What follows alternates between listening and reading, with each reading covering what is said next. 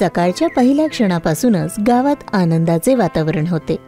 मकर संक्रांतीचा सण होता आणि प्रत्येक जण सूर्याचे पूजन करण्याच्या तयारीत होते. आई खूप प्रेमाने म्हणते, शुभा, तिळगुळासाठी गुळ नीट गरम कर, हा सूर्यदेवाच्या नैवेद्यासाठी आहे. शुभा आईला मदत करताना म्हणते, होय आई, करते गरम, आणि खिचडी पण तर करायची आहे. शुभा आणि तिच्या आईने खिचडी आणि तिळगुळ तयार केले. शुभाने एका ताटात तिळगुळ आणि खिचडी सजवून ठेवले आणि गच्चीवर गेली. ती सूर्यदेवाकडे बघून म्हणते, हे सूर्यदेवता, आमच्यावर आपली कृपा असू द्या. एका गावात शुभा नावाची एक मुलगी राहत होती. तिच्या वडिलांचे निधन काही वर्षांपूर्वी झाले होते. ती आणि तिची आई दोघीच असायच्या. तिची आई लोकांच्या घरात काम करायची. त्या दोघांचे खूपच कठीण जीवन होते. शुभा सुद्धा काही लहान वस्तू विकून आईला मदत करायची. ते जानेवारीचे दिवस होते आणि खूप थंडी होती. तिच्या आईकडे एक जुने स्वेटर होते. ते फाटलेले होते. ती तेच घालायची. इतक्या थंडीतही ती कामावर जात होती. शुभाने विचार केला की काही पतंग तयार करून विकणार. किती छान होणार जर माझ्या सर्व पतंगी यावेळी विकल्या जातील. मग त्या पैशाने मी आईसाठी एक स्वेटर घेणार. इतक्या थंडीतही आईला ते फाटलेले स्वेटर घालूनच कामावर जावे लागते. तिची तब्येत तर खराब नाही होणार. काही पैसे तर आहेत माझ्याकडे. या पतंगी विकल्या गेल्या की बाकीचे पैसे सुद्धा जमा होणार. शुभा पतंग विकायला बसते. पतंग घ्या, पतंग घ्या. अरे दादा, एक पतंग घ्या ना, फक्त 2 रुपयाला. बघा ना किती सुरेख आहे. अरे नकोय मला, जा इथून. पण दादा, मी हाताने बनवली आहे. बाजारात तर दुप्पट पैशात मिळतात. अरे पुरे झाले, सांगितलं ना नकोय.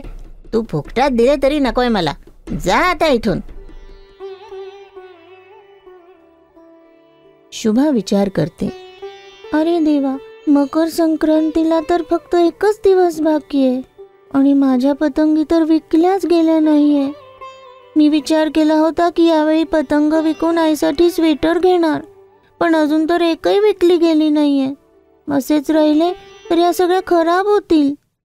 असा विचार करत शुभा एका खेळणीच्या दुकानासमोर जाते.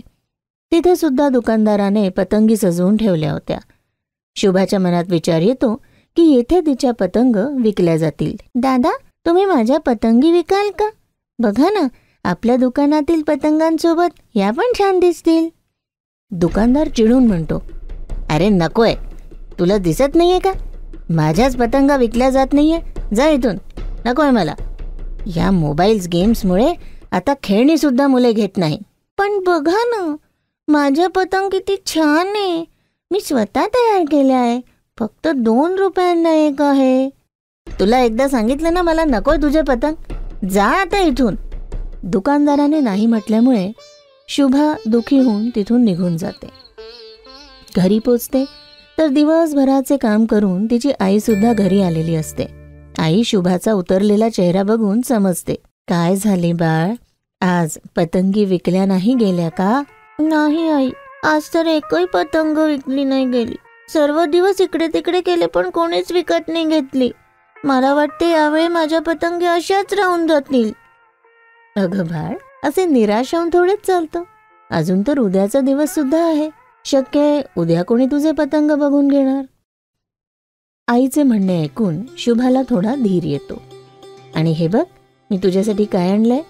हे काय आई? अगं उघडून बघ तर खरी. शुभा डबा उघडून बघते तर त्यात तिळाचे लाडू बघून खूप खुश होते. त्या दिवशी शुभा खूप थकलेली होती, दुःखी पण होती. ती तशीच झोपायला जाते. तिच्या मनात खूप त्रास होता. तिला स्वप्नात सूर्यदेवाने दर्शन दिले. सर्व काही संपलंय. माझी मेहनत, माझे स्वप्न, सर्व काही संपून गेलंय. शुभा, त्रास करून घेऊ नको.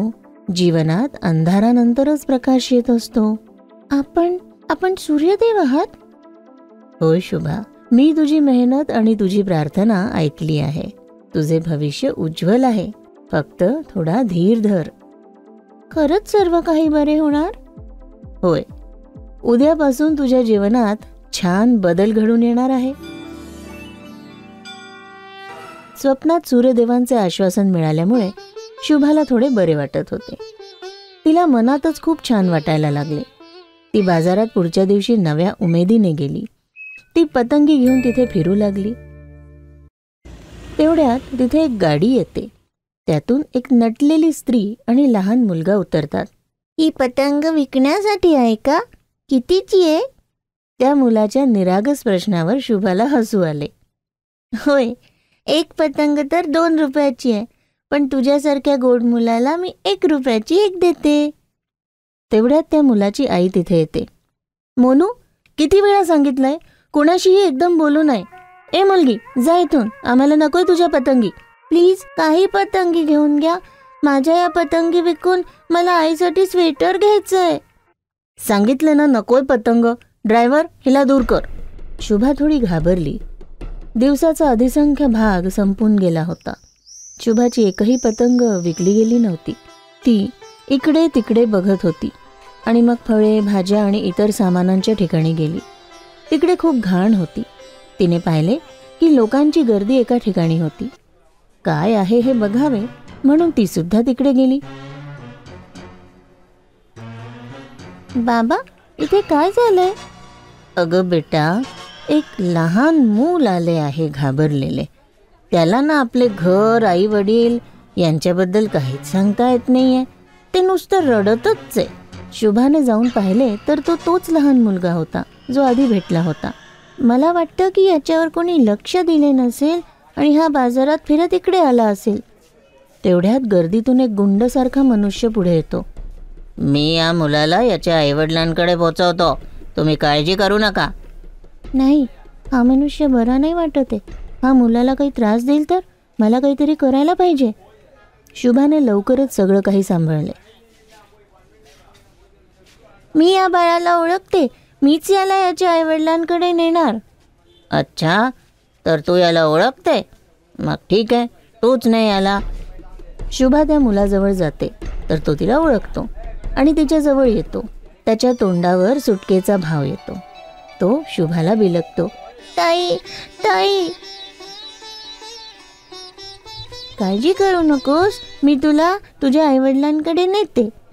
गर्दीतून एक मनुष्य म्हणतो, अरे बघा, हे बाळ या मुलीला ओळखतोय.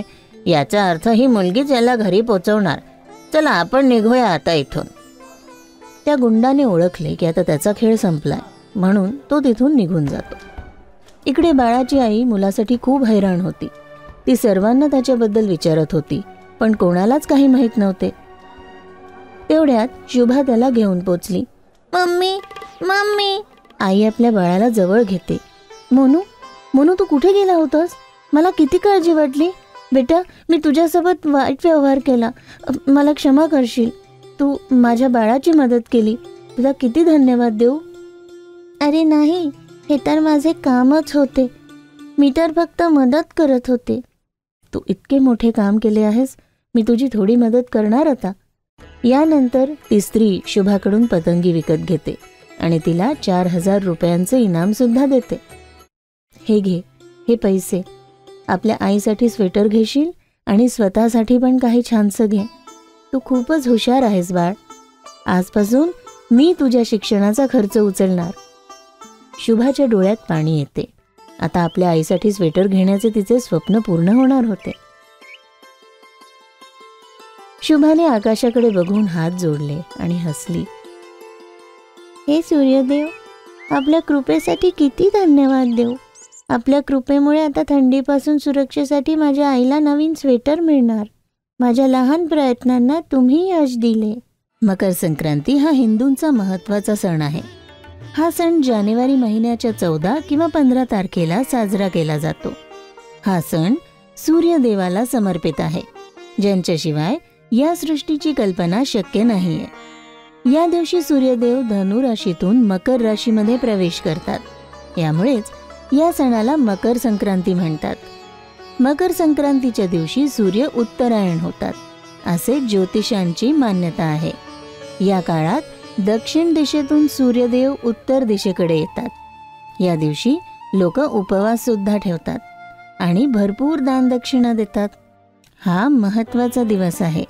त्यामुळेच या दिवशी दिलेले दान शतपटीने फलदायी असते. या दिवशी तिळाचे दान देतात. मकर संक्रांतीबद्दल माहिती पुराणांमध्ये सुद्धा मिळते. भविष्य पुराणाप्रमाणे सूर्याचे उत्तरायण झाल्यामुळे उपवास ठेवण्याची परंपरा आहे. संक्रांतीच्या पहिल्या दिवशी एक वेळा जेवण्याचे विधान आहे. संक्रांतीला तिळाचे तेल आणि तीळ मिसळलेल्या पाण्याने आंघोळ करावी. त्यानंतर सूर्यदेवाची प्रार्थना करतात. लोक तीर्थस्थळी जाऊन स्नान आणि दानादी करतात. यामुळे मोक्षाचा मार्ग सुकर होतो.